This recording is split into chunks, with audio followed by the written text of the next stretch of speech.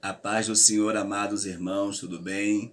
Graças a Deus, estamos juntos para mais uma aula, a nossa sexta aula, que tem como título Paulo no poder do Espírito Santo. É a lição do dia 7 de novembro de 2021. O texto áureo diz assim: E impondo-lhes Paulo as mãos, veio sobre eles o Espírito Santo e falavam em línguas e profetizavam. Atos capítulo 19, versículo 6. A verdade prática diz: uma vez movidos no poder do Espírito, podemos ser bem-sucedidos na missão de pregar o Evangelho a toda a criatura. A nossa leitura bíblica em classe está em Atos capítulo 19, versículos de 1 a 7, que diz assim: E sucedeu que enquanto Apolo estava em Corinto, Paulo, tendo passado por todas as regiões superiores, chegou a Éfeso e, achando ali alguns discípulos, disse-lhes: Recebestes vós já o Espírito Santo quando crestes? E eles disseram-lhe: Nós nem ainda ouvimos que haja Espírito Santo. Perguntou-lhes então: Em que sois batizados? Então eles disseram: No batismo de João. Mas Paulo disse: Certamente, João batizou com o batismo do arrependimento, dizendo ao povo que cresce que após ele havia de vir, este é, em Jesus Cristo. E os que ouviram foram batizados em nome do Senhor Jesus. E impondo-lhes Paulo as mãos, veio sobre eles o Espírito Santo, e falavam em línguas e profetizavam. Estes eram ao todo uns 12 varões.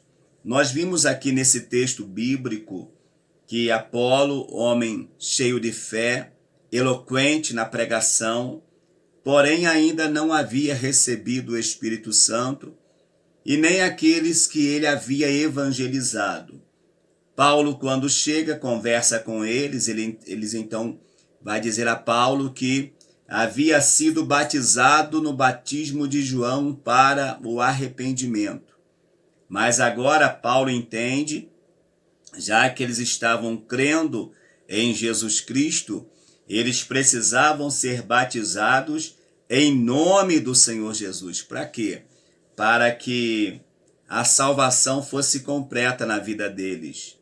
E após isso, então, Paulo vai impor-lhe as mãos, vai orar, e todos eles, inclusive Apolo, vai receber o batismo no Espírito Santo.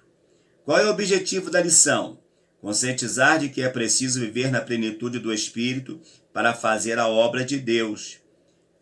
Objetivos específicos: expor que Cristo deve ser pregado no poder do Espírito, identificar o argumento de Paulo sobre a plenitude do Espírito e apresentar a fonte de ensino de Paulo sobre o Espírito Santo. A nossa introdução diz assim: movido pelo Espírito Santo, o apóstolo Paulo passou a ter como missão de vida dar testemunho de Jesus e provar que ele é o Cristo. Paulo, como lemos na lição passada, a mensagem de Paulo consistia em pregar a Jesus Cristo e este crucificado. Foi a lição de semana passada. Hoje, nós vamos ver Paulo pregando esta mesma mensagem, porque esta era a mensagem que Paulo entendia que ele deveria pregar. Nessa lição, veremos como Paulo pregou a Cristo no poder do Espírito, seu argumento sobre a plenitude do Espírito Santo e a fonte da revelação do Espírito Santo em seu ministério. Confirmaremos que o ministério do apóstolo foi o ministério no poder do Espírito Santo. Quando pregamos no poder do Espírito Santo, o que vai acontecer? A nossa mensagem não será uma mensagem fria, não será uma mensagem vazia, mas será uma mensagem impactante. A mensagem que tem como centro Deus Pai, Deus Filho e Deus Espírito Santo é uma uma mensagem que vai impactar todas as pessoas. O primeiro tópico fala, pregando a Cristo no poder do Espírito. O primeiro subtópico diz, Paulo movido pelo poder do Espírito. No livro de Atos mostra que após a sua conversão, Paulo ficou alguns dias com os irmãos que estavam em Damasco e logo em seguida ele pregava a Jesus que este era o Filho de Deus nas sinagogas. Mais tarde, quando chegou a Jerusalém, Paulo falava ousadamente em nome de Jesus. Era o poder do Espírito Santo que o movia de tal modo que o apóstolo não tinha outra missão senão pregar a Jesus e este crucificado. Ele só poderia pregar tal mensagem pelo Espírito de Deus. Nós vamos ver que Paulo fica em Damasco, depois ele vai caminho do deserto, fica no deserto por 3 anos, e depois então ele vai chegar a Jerusalém, ele vai lá para conhecer os irmãos. E quando ele chega lá, os irmãos ficam preocupados, porque eles então não entendiam bem o que havia acontecido com a conversão de Paulo. Eles então ficam preocupados, mas logo eles vão ver que Paulo de fato havia sofrido aqui uma mudança extraordinária, que seria fundamental não somente para ele, mas para toda a igreja. O caminho, o segundo subtópico, o caminho da pregação. Depois do estágio no deserto da Arábia por 3 anos, Paulo voltou a Damasco e daí foi para Jerusalém. Não teve uma recepção em Jerusalém quando ele chega, uma recepção calorosa, porque, como eu disse anteriormente, os irmãos ainda estavam preocupados. Será que de fato ele se converteu ou ele está sendo infiltrado entre nós? Eles podiam ter essa dúvida, com certeza. Então Paulo vai procurar dar um testemunho de que verdadeiramente ele foi salvo por Jesus e estava apto para pregar a mensagem do Senhor Jesus.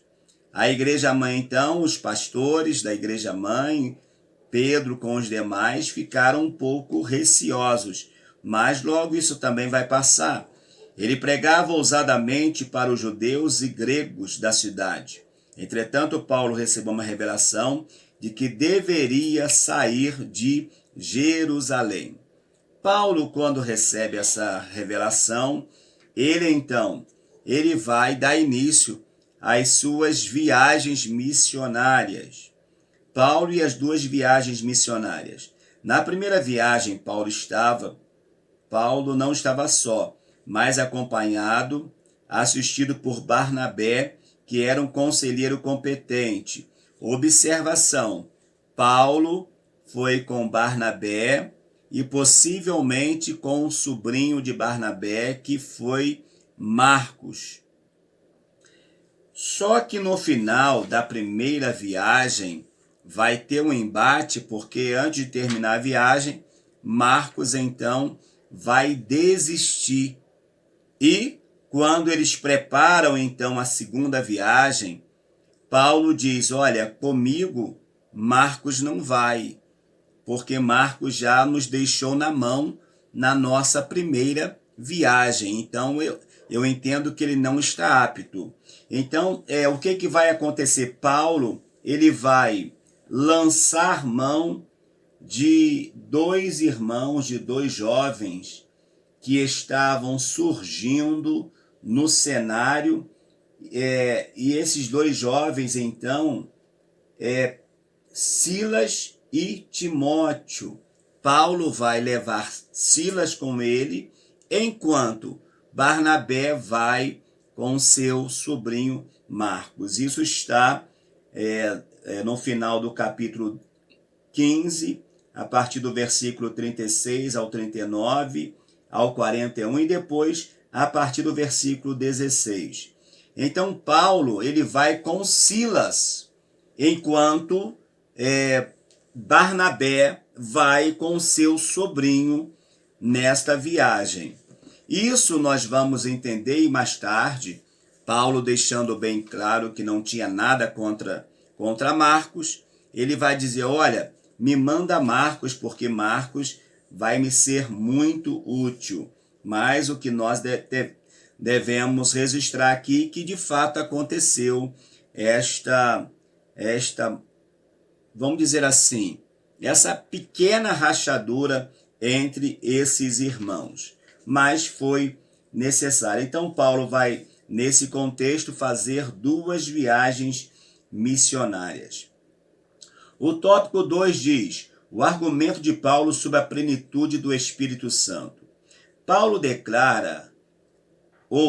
aclara o ensino sobre a plenitude do Espírito Santo. Nos capítulos anteriores, depois da separação entre Paulo e Barnabé, como eu disse, o jovem Timóteo e Silas passaram a acompanhar o apóstolo. Quando Paulo voltou a Éfeso, deparou com um grupo de discípulos que seguiam o ensino de Apolo e foram batizados com o batismo de arrependimento de João Batista. Esses discípulos ouviram falar de Jesus, mas não conheciam a doutrina do batismo no Espírito Santo. Paulo percebeu que, a despeito de terem crido no Cristo da Escritura, eles não haviam recebido o poder do Espírito para se tornarem testemunhas do Senhor. Então, Paulo vai falar de Cristo. Ao falar de Cristo para eles vão automaticamente não mais crer porque ouvira ou porque fora batizado por João, mas agora vai acreditar e vai crer porque recebera, na verdade, a palavra do nosso Senhor. Ao receber a palavra do Senhor, eles são batizados em nome do Senhor Jesus, em nome do Pai e do Espírito Santo, que é a Trindade no batismo, e após então eles serem batizados, Paulo vai orar e eles serão cheios do Espírito Santo. É preciso crer para receber o Espírito Santo. Ninguém recebe o batismo no Espírito Santo antes de crer em Cristo como Salvador. Aqui há 2 nuances diferentes. Primeiro, para se receber o batismo no Espírito Santo, precisa crer no Senhor Jesus, e isto é a verdade, a mais pura verdade. Porém, não é necessário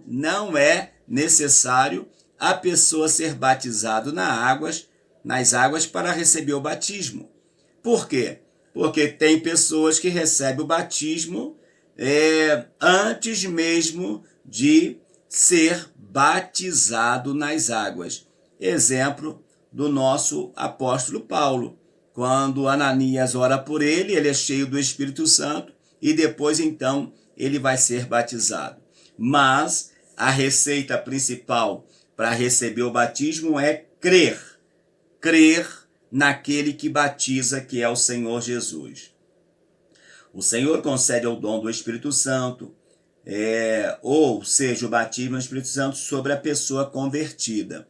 Para receber, precisa converter. Sem a conversão nunca vai haver batismo no Espírito Santo. 3 diz, Paulo cuida para esclarecer Apolo.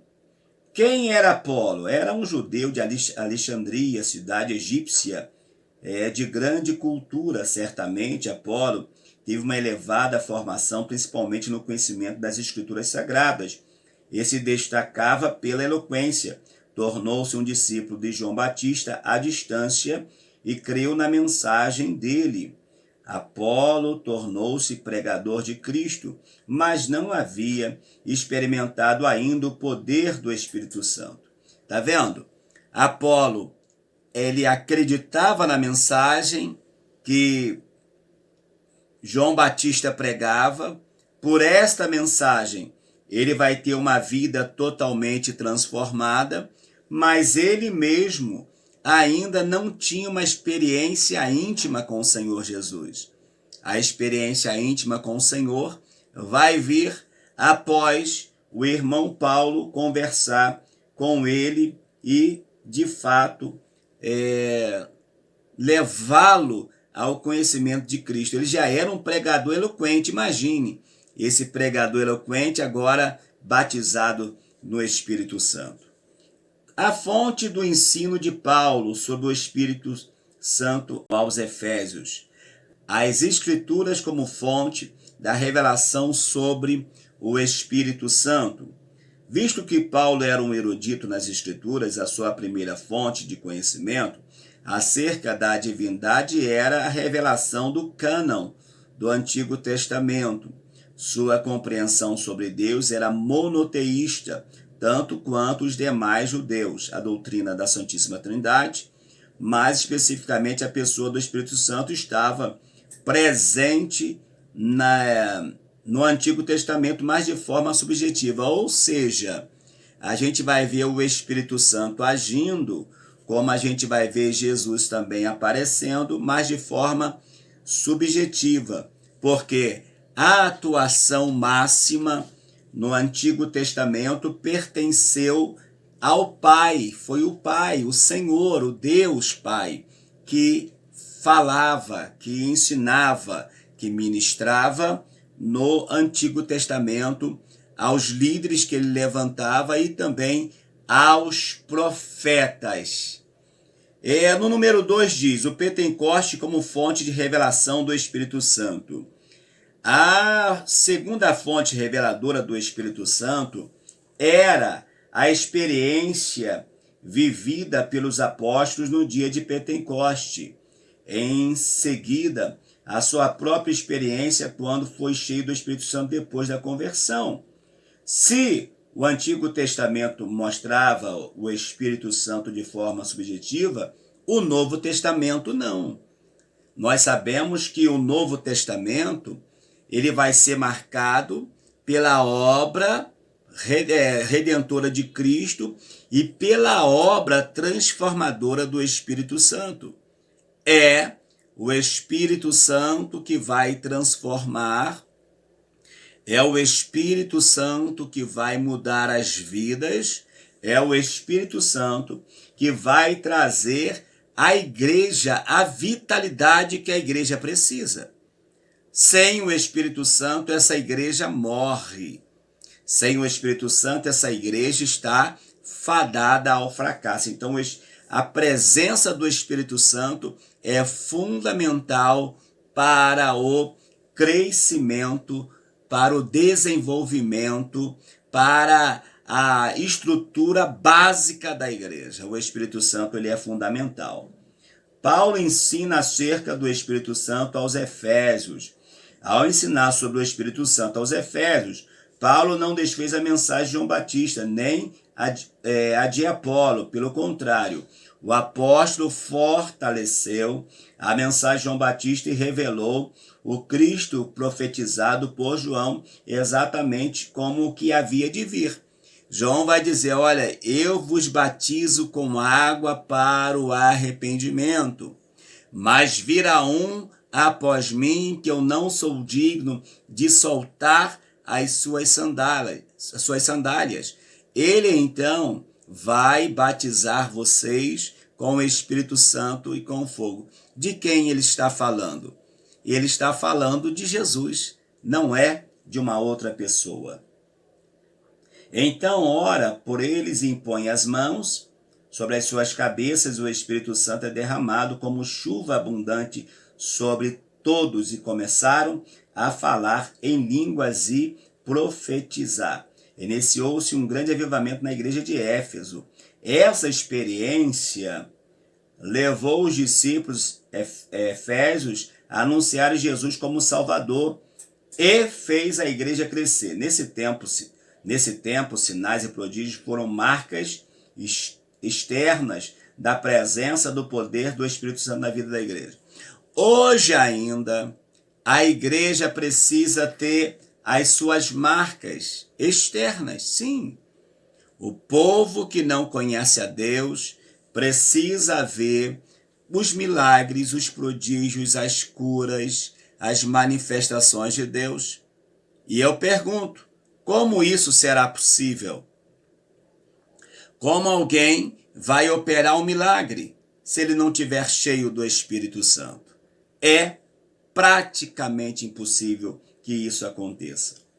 Concluindo a nossa lição, amados, diz assim: no poder do Espírito, o apóstolo Paulo, além de realizar curas e milagres em nome de Jesus, levou a igreja em Éfeso a espalhar o evangelho de Cristo. À luz desse exemplo, precisamos resgatar a simplicidade da fé cristã, buscando os sinais que demonstram o poder do Espírito Santo hoje. Eu e você devemos pregar esta mensagem com uma unção especial. E essa unção não é outra senão a unção do Espírito Santo. Próxima semana falaremos sobre Paulo, o plantador de igreja. E eu lhe convido, se você ainda não se inscreveu no canal, a se inscrever no canal, acionar as notificações e para que você não venha perder nenhum de nossos vídeos. É muito fácil, é logo aqui embaixo. Eu vou deixar também no decorrer do vídeo para lembrar você que você deve se inscrever, mas faça agora, vai lá logo embaixo, se inscreva e acione todas as notificações. E eu lhe aguardo para a nossa 7ª lição, tá bom? Que Deus te abençoe. Amém.